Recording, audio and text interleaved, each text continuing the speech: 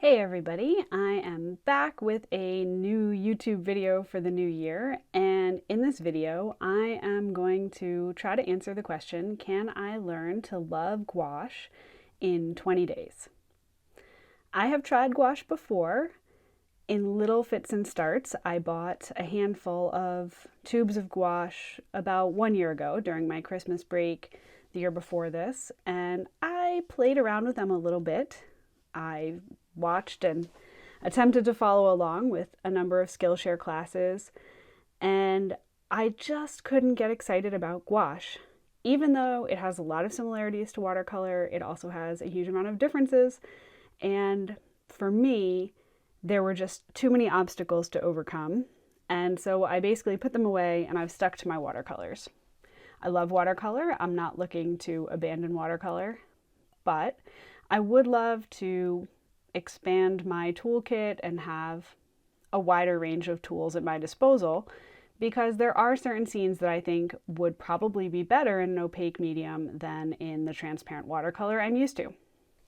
So this January, I took part in the Learn to Paint podcast 20 for 20 challenge, and I decided I would paint with gouache for 20 days. I got ahead of the curve by trying to solve some of my past gouache problems before I even started. First thing I did was I bought something, go figure, but I bought one of these Stay Wet palettes. People use these for acrylic and also for gouache, and it seals nice and tight and it keeps your paint in here.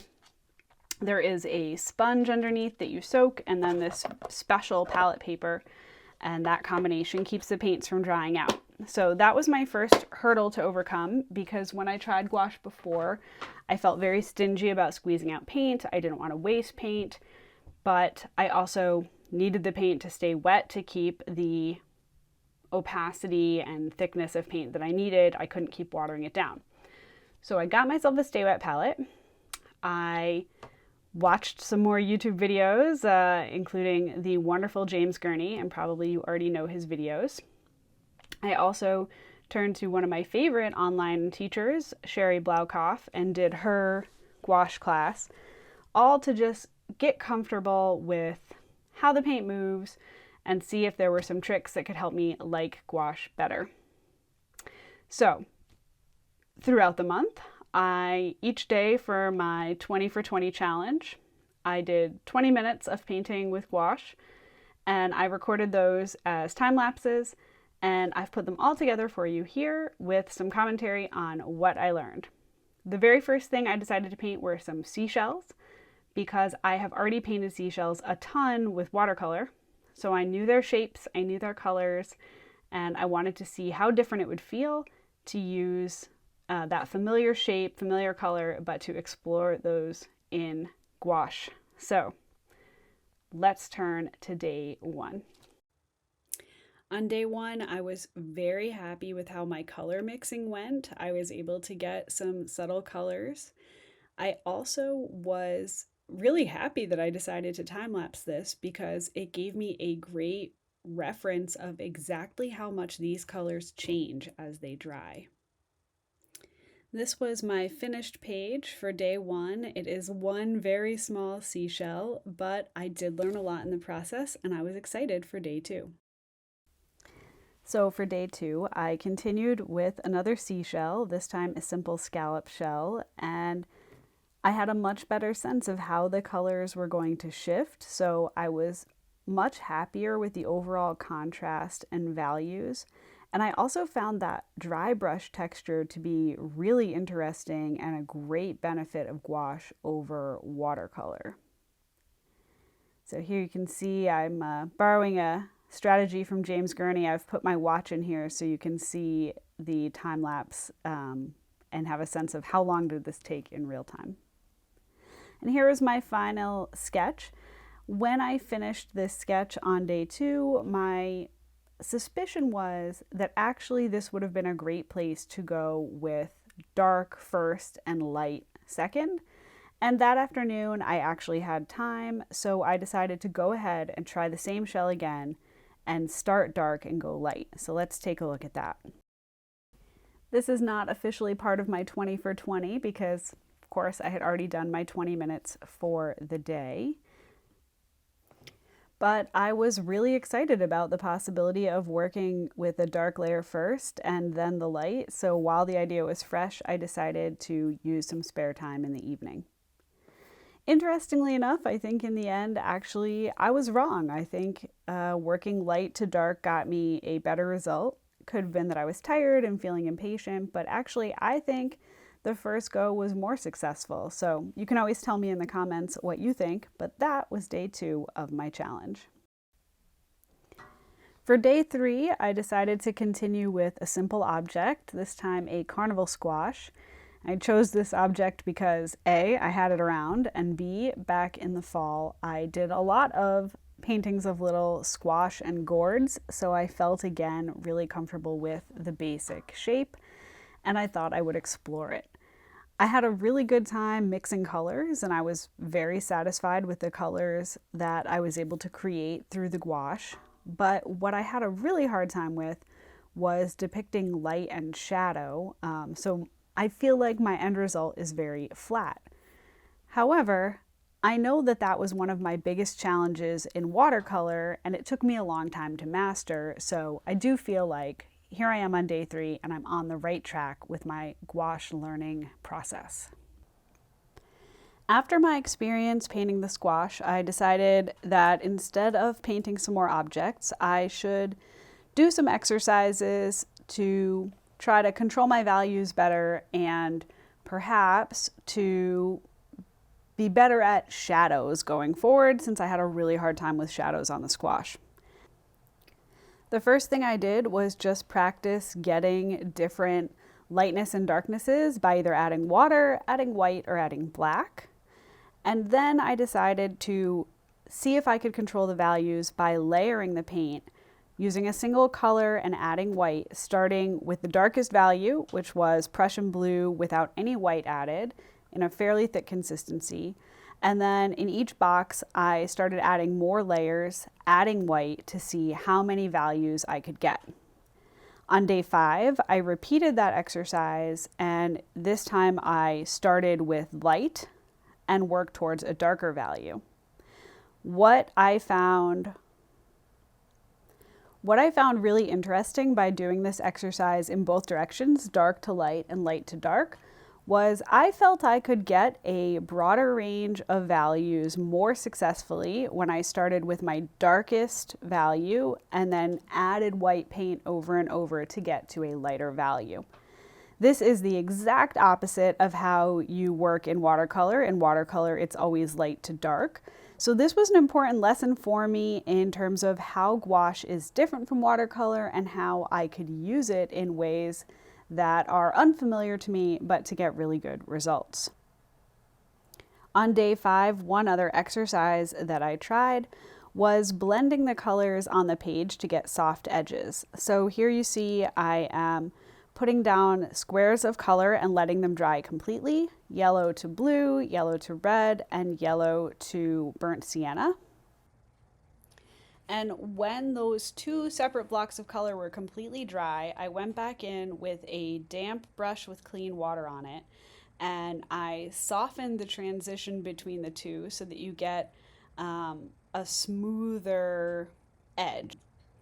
This is not something you could do with, say, acrylic paints, where once they've dried, they are what they are. And I found this technique really interesting. I can see how it would be useful in a full painting with gouache. For day 5, I decided to put what I had learned about blending, controlling values, and working dark to light to use by doing an object study of an apple. So I set up this apple in my still life box, I got out my black paper, and I gave it a go. I found this to be a really interesting exercise. If you've ever taken a class to learn any medium, you know shading an apple is always the first lesson that every teacher wants you to do, and I guess it's because shading an apple is a lot like shading a sphere, but a little bit more interesting with more variation in color and shape. So here I started off knowing that the paper was going to provide my dark value and I was going to build up the lighter tones on top. I had a hard time predicting how the values were going to shift with the black coming through, but I was happy with the dimensionality of the object, especially, and this is a really small detail, but the shadow of the stem. Little shadows, cast shadows like that, tend to be difficult for me, but for whatever reason in this paper with this subject matter, it worked. And here's a look at my final apple study. My edges are a little bit ragged, but overall, I was pretty happy with that experiment. In fact, I was so happy with it that I decided that for day 6 and moving forward, I was going to go ahead and try a landscape scene because that is the type of painting that I most like to do. I probably picked something a little bit too ambitious, but you can be the judge. The scene I chose was from a photograph I took in London of this pedestrian area in Suffolk near the Globe Theatre and the Burroughs Market. So this is my initial reference photo, and to prepare, the first thing I did was pop this photo into the app called Grid Painter to put a compositional grid to help me with the drawing. So I was working from this gridded drawing, and I always use that app to convert my photos into a value study. So this is a 3-value study showing me where my lights and darks are and how they fall in my composition map. I used the app rather to make this drawing on watercolor paper. It was a pretty complicated drawing. It got really smudgy. So once I had the drawing down, I transferred it onto tracing paper, and I used the tracing paper to get the drawing onto a nice block of hot press paper. And I actually pre-toned the paper using ink tints in yellow ochre because ink tints, unlike watercolor, won't really move if you reactivate it, or if you put water on it, it doesn't reactivate rather. So that was the surface I prepared so that on day 7 I could jump in to painting. So here you see I'm putting down the first layers in gouache, and I was hoping to do a really smooth Illustrator style, kind of like those vintage travel posters where you have really smooth swaths of color, because I know that's something that gouache is really good at. And it is kind of alarming as you put down gouache how much the colors change before your eyes. But I was really happy with how smooth this layer actually dried. And here you see that on day 1, I just blocked it all in. My second day, day 8 of the challenge, and my second day on this, I immediately started adjusting values and colors because I wasn't happy. And I continued blocking in the big shapes. Working on this 20 minutes at a time was frankly not ideal. This was probably not a good choice for a 20-minute-a-day challenge, but once I started, I believe in finishing a painting, and so I just kept going. This is how much progress I had made by the end of the second day. I'm working quite small. I have prepared this to be 6 by 8, and on the end of the second day, I had all the biggest shapes blocked in. I wasn't totally happy with the color, and that's one of those aspects of gouache that I still clearly need to work at, which is understanding how to blend the colors to get the results that I want. Still, the scene was starting to take shape, so I was feeling somewhat encouraged as I headed into day 9. First thing I did on day 9, continuing to adjust my values, but now I'm starting to get into the small details like putting the windows into the building and really starting to bring this scene to life. I also, though, was starting to feel really impatient and frankly frustrated with gouache. I missed my old friend watercolor because I've gotten so good at predicting it and knowing what the colors will do and how to use it, and I was having a hard time sticking with my beginner's mind as I approached the halfway point of this challenge. This painting was not living up to my expectations, and I realized that is probably my mistake of choosing something so very complicated, but I resolved that I would continue, at least get the people and the small details in, and bring this painting to a close before I decided what to do next with my 20-day challenge. So for day 10, I'm not gonna lie, I really wanted to be done with this scene. And in fact, I decided I was gonna go ahead, fill in the people and the last remaining details, and be done, even though there's obviously way more I could do on this scene. If I had infinite patience, I would adjust the color of the wall on the left because it's clearly the wrong color.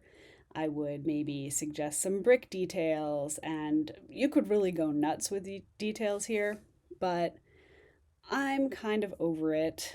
I somewhat regret making the decision to try this Illustrator style because it really doesn't suit my preferences and what I seek when I sit down for a painting session. And I guess I didn't fully realize that until I tried. So that was a good thing to learn, and now I have.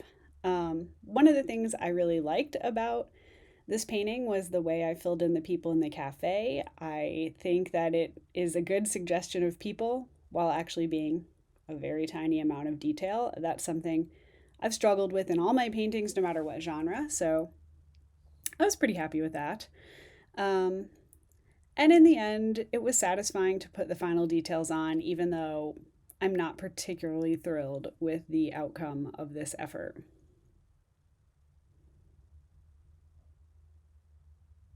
I did add a little splash of color to the ground there, to this like it's kind of like a cobblestone street because I felt like that best represents the scene. And here's the quote finished. So here we are. It is day 10. I am halfway through my 20-day challenge, and so far, what I'm feeling is I am not yet in love with gouache, although I have been understanding some of the advantages of gouache and why people like it and how it might be useful. There have been a couple of things I've noticed in my first 10 days. First of all, having the right tools made a huge difference. So I absolutely love the Stay Wet palette. I haven't had to refresh it yet, and I've been using it for actually more than 10 days because I got it set up a few days before the challenge. It's been really important to have some dedicated brushes, so I got this little set, these funny short handle brushes you've been seeing me use, because they are so different from my watercolor brushes. I knew I wouldn't mix them up, and I don't want to use my good watercolor brushes for gouache because it's quite hard on brushes. So having dedicated brushes, having the Stay Wet palette, those things definitely eliminated some of the obstacles I have felt in previous attempts to experiment with gouache. The exercises I did were also super helpful, and where I ran into trouble was getting impatient and wanting to get directly to the type of urban scene that I most like to render in my artwork. It's fair to say that the painting I did this past few days was too challenging. I can accept that. It's also fair to say that one thing I've learned is I'm not interested in that smooth illustrated style in my own artwork.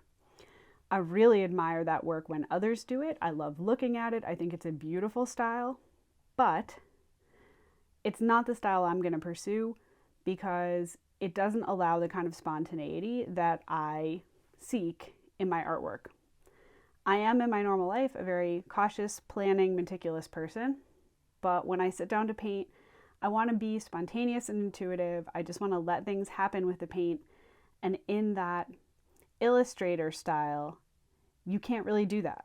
So I see why people would like it and the end results are beautiful. But I think for me, that was maybe a turn into the wrong direction the past few days. And knowing that, I'm going to proceed with the rest of the challenge by looking for ways to use gouache a little bit more spontaneously and intuitively, and see how I feel by the end of my 20 days.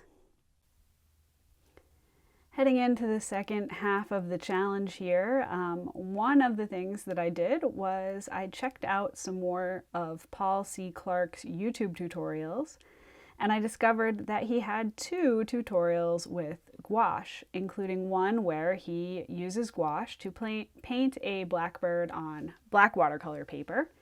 And as I happen to have black watercolor paper, and as I knew I had a photo reference that I had taken of a blackbird, I decided to give that a try. So you can see here that after the past few days where I was working on that landscape and getting really tight and kind of stressed out about it, for the Blackbird, I was able to cut loose and I did a wet into wet background with that bright green and made use of the black of the page for the bird. So then I could just add variation using some blue, gray, and white to give the bird some contrast and depth. Overall, I could not make the wet into wet work as flowing and smooth as Paul C. Clark in his tutorial, but I did have a lot of fun completing this, and it made a really great 20-minute exercise to just kind of get loose again and shake off some of the frustration I was feeling trying to use that graphic illustrator style. So there's day 11 for you. For day 12, I took a look at another YouTube tutorial, and this was a tutorial from Sarah Burns where she demonstrates how to layer paints in gouache. And the image I'm using for a reference here is the image that she used in her YouTube video, and it's one she saved from Pinterest. So what she was doing in her tutorial was copying other painters, so copying masters as a way of learning. I really liked the scene. It had a lot going for it that I felt like would be a good practice for me. And what I decided to do for day 11 was simply paint the scene in monochrome as a value study to, again, try to just get a grip with how to layer the paint and get really comfortable with the scene. As you can see here, I also taped my edges, which I almost never do, but when Sarah was flipping through her sketchbooks, I loved seeing all those nice defined edges. So I got out my washi tape. I was really happy with this study. I've had a hard time doing simple landscapes like this in watercolor, and I think it kind of lends itself to the more opaque paint. And I was very excited to come back, and on day 13, I did the exact same image, same reference photo, but I gave it a try in color. So here you can see blocking in the big shapes, always starting with big shapes. That's a good lesson from my watercolor practice that carries over. And I definitely found turning this scene into a color scene much more challenging, getting the right combination of values and color, getting the shadow for the snow to be blue enough, but also gray enough, but not too gray, was quite tricky. But I was working very quickly, and as a really fast study to just practice and continue getting a feel for this medium that I'm trying to learn, I found this to be a really interesting challenge. You can see that I struggled on the foreground trees there on the left. I didn't quite get the value difference that I did in the black and white study. But overall, I think the scene reads pretty well in my color version, and it took me, I think, about 30 minutes, a little longer than the 20 minutes.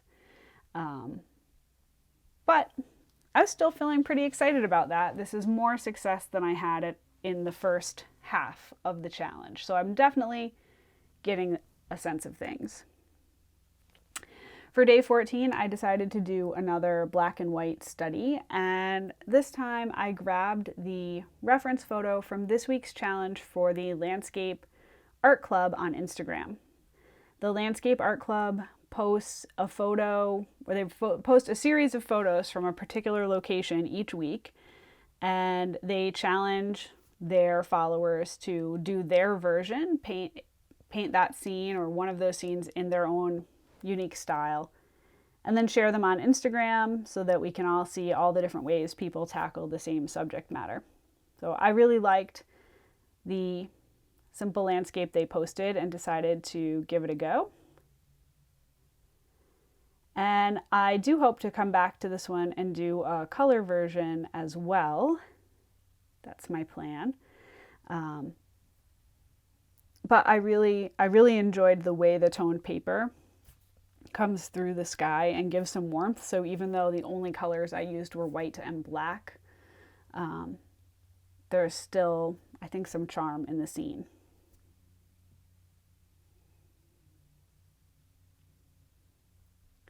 So day 15, something exciting happened, and that is I had the day off from work, and instead of staying home and painting in my studio, I met up with some other artists from the Central Mass Plein Air Artists Meetup group, and we went outside to paint.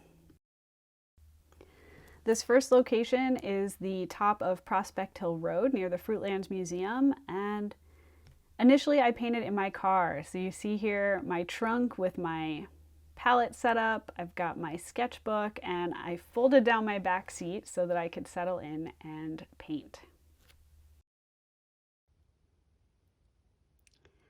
All right, so this is the result of my first attempt at doing some painting with gouache on plein air, and this was my 20-minute study for the 20 for 20 challenge, working in black and white to get a quick sense of the scene. And so far, I'm feeling pretty happy about this plein air attempt. I'm going to try to do the scene in color next, and we'll see how it goes.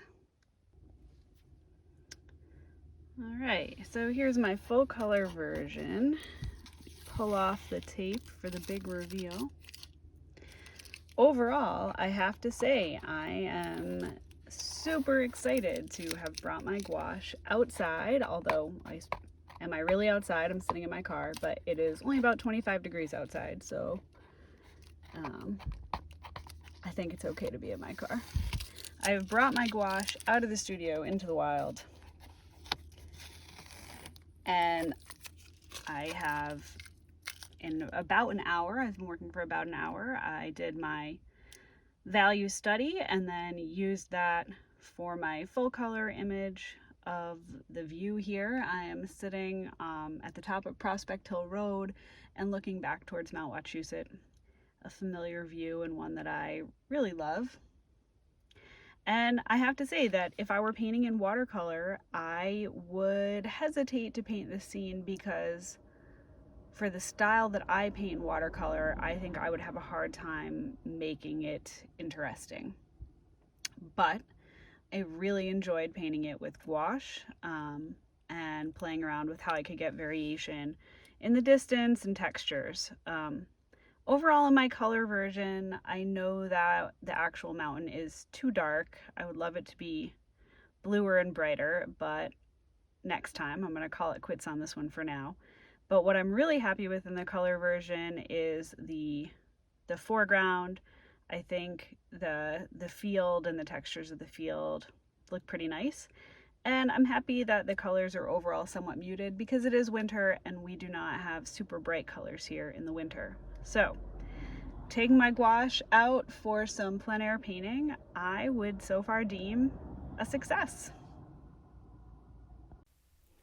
After painting in my car, I did brave the cold. I checked the group messages on Facebook and discovered that some other artists had started a fire pit down on the patio at the Fruitlands Museum. So I joined them, and here you can see that's my easel, and there's Barbara up at the front, and Oksana, the organizer, was the other easel you saw in the back. And here I am, just so you can see how I'm bundled up. I'm quite literally wearing 2 down jackets, a pair of down pants, a hat with the hood pulled up. I have on gloves and mittens, bundled up completely, and in my easel setup, half of my water is vodka to keep my water from freezing. It was quite cold out. At the end of the day, the 2 paintings that I came away with here from showing the view from Mount Wachusett, I was really happy with. The tree that I painted standing outside in the cold with the other artists came out, let's say, a little more experimental. But overall, it was a great day to get outside with my gouache, and I'm really starting to see the possibilities of this medium. For the final 4 days of my challenge, I decided to continue the pattern I've used for the past week of painting a black and white landscape one day and then painting the color version on the facing page the next day. While the footage of painting those rolls, I want to share with you my conclusions from 20 consecutive days of painting with gouache for at least 20 minutes a day. First, a pleasant surprise, I have found that I really enjoy painting with gouache in black and white for my value studies. By going monochromatic, I could focus on managing the consistency of the paint, layering and mark making, without the complication of color mixing and worrying about how colors change as they dry or as you add white. I was happy with the depth I was able to manage using only black and white paints, especially when working on toned paper, as I could let the warmth of the paper show through in places, and I think it added interest. Working in black and white also had the advantage of forcing me into a more abstract mode. Effectively, I had to abstract the landscape and stop thinking about trees and rocks and mountains and instead think about shapes and values. I definitely plan to continue using gouache this way. Second, my biggest point of frustration, which I think is evident in the painting that is unfolding before you, is color mixing. Normally, color is my thing. People look at my watercolors and they say, "Oh wow, your colors are spot on." In fact, they say that so much that I have to wonder what's wrong with the other aspects of my work, as all anyone ever seems to remark on is my color, but that's a separate problem for a different day. With gouache, I had to work really hard to make the right selections and mixes, especially when it came to getting a range of values in a particular color. Because you lighten gouache by adding white, I often ended up with pastel colors, but I didn't want pastel colors. I just wanted lighter versions of red or green or whatever. Color matching is also notoriously difficult, so that was another issue. If you want to try gouache, I highly recommend using a limited palette and spending lots of time with color mixing exercises just to get the hang of it. I didn't do that in part because I was operating on this 20-minute a day time frame, so I just felt like I didn't have the time. Overall, I would say I haven't exactly fallen in love with gouache during my 20-day experiment, but my interest and curiosity has definitely increased. I'm particularly interested in trying to follow Sarah Byrne's example and set up a dried gouache palette. When I started with gouache, I didn't see the point in using it that way because that's how I use watercolor. Having watched a ton of Sarah's videos, though, my view is changing. The ability to work from thin, transparent washes to thick, opaque layers in a single painting with a single medium is definitely appealing. I also see how gouache is a better choice for cold weather plein air than watercolor. That said, to bother setting up a dry gouache palette, I need to know I'm going to use it enough to justify the effort and materials, and I'm not quite sure I'm there yet. So to sum up what I've learned, here are some distinct advantages that gouache has over watercolor. First, you can use less expensive paper and less expensive brushes, so that can make it much more cost-effective than watercolor. You actually really don't want to use necessarily like highly textured 100% cotton paper, so that's a nice advantage. And gouache is really hard on brushes, so definitely less expensive synthetic brushes make more sense. It dries a lot faster than watercolor, basically because you put way less water in it, and that makes it ideal for plein air work and quick sketches. Also, when something goes wrong, you can technically layer over it because it is an opaque medium, and there are significant limits to how much you can layer over watercolor and get good results. But with gouache, if you're careful and if you're careful about how you lay down the paint to not reactivate under layers, you can definitely layer over it. Another great advantage is there's no right or wrong way to work. You can work either from light to dark, as you would with watercolor, or you could work dark to light, as you would with oils. Interestingly, I found it easier to get a broader range of values when I worked dark to light. That said, There are some definite drawbacks to gouache. First, as I've mentioned repeatedly, color mixing is less predictable than with watercolor. Also, value shift is much more dramatic than with watercolor and harder to predict. With watercolor, you always know it's going to dry a little bit lighter, but with gouache, some dries darker and some dries lighter. The paint also reactivates really easily, even if it's totally dry, like been dry for days.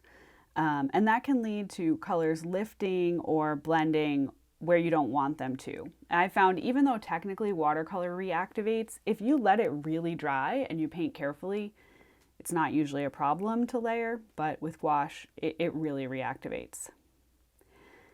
Logistically, it is definitely messier than watercolor. Not as messy as acrylic or oil, but it's messy. I don't know how else to explain it. It's a thick, opaque medium. It gets on your hands. It makes a mess. It's also harder to find in art supply stores, so you'll probably have to order paint online unless you have a really good art supply store near you. And even though I live in the second biggest city in New England, there are only two kind of art supply stores here, Michael's, which doesn't do tons of fine art supplies, and a small local place that I love, but it is small, so their supply is limited. So you might have to order paints online to try gouache. And finally, another drawback of gouache is that it is really only suited to small works. You will notice if you watch a lot of tutorials and videos that most gouache artists are working on like 8x10 or smaller. The biggest I've seen really is 9x12. Like it really is best suited to small works. In this little journal, this Stillman and Byrne journal that I've been using, all of these landscapes you're seeing, these are 4x5 inches. So they are really tiny. I could definitely go bigger than this, but I mean, 5x7 to 8x10 right now, I would say is a hard limit for me. For me, learning this new medium is a bit like learning a new language. My native language is watercolor. I am fluent in watercolor, and my watercolor habits have become natural and intuitive. I don't have to deliberate over every choice. I can be spontaneous and paint. With this new language, gouache, I'm still clumsy. I can't think in this language yet. If you've ever studied a second language, you know that it is only when you can think in that language that the world unlocks for you. It will take a lot longer for me to reach any level of fluency in gouache, but I do see myself continuing to use gouache as part of my painting practice in the future. If you want to give gouache a try, here are my top tips for getting started. First, using a stay wet palette along with a separate mixing tray makes dealing with your palette more manageable. So I kept my pigments on the stay wet palette so I could use them day after day with little waste.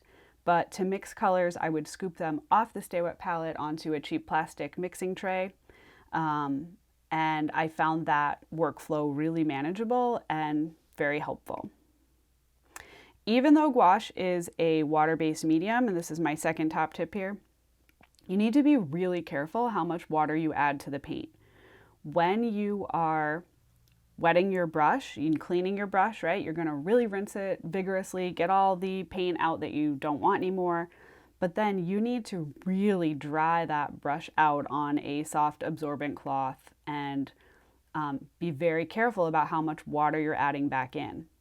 When you need to loosen a pigment with water to get it to flow better, you just dip the teeny tiniest edge of your brush into the water at a time. So you're being really slow and deliberate about how much water you add, because the more water you add, the more unpredictable value shift gets, the streakier your colors. And my third top tip, and this is really for any type of painting, but definitely for gouache, is use a bigger brush than you think is comfortable, and then move to smaller brushes very gradually. This will force you to start with big shapes, and it will also help you avoid overworking and fiddling with little details. You probably noticed in my videos that I primarily painted with a big flat brush for the majority of every one of these sketches, even though they're only 4x5 sketches. I was using a 1-inch flat brush. So I think this helps a lot with not overworking and focusing on the composition and the big shapes. So that's it. That's what I learned in 20 days of focused effort on gouache. Do you use gouache? What do you love about it? What do you hate? Do you have any tips? Please share in the comments. If you found this video helpful, please like and subscribe. This is a pretty new channel. It's a new project for me, and your support and encouragement really means a lot. So yeah, give me a shout in the comments. I would love to talk to more people who paint with gouache, who are interested in painting with gouache and with watercolor. So thanks for your support. And I also recently uploaded a couple of videos about the palette I use for my plein air watercolor. So if you're interested in watercolor, check it out and stay tuned for more. Thanks.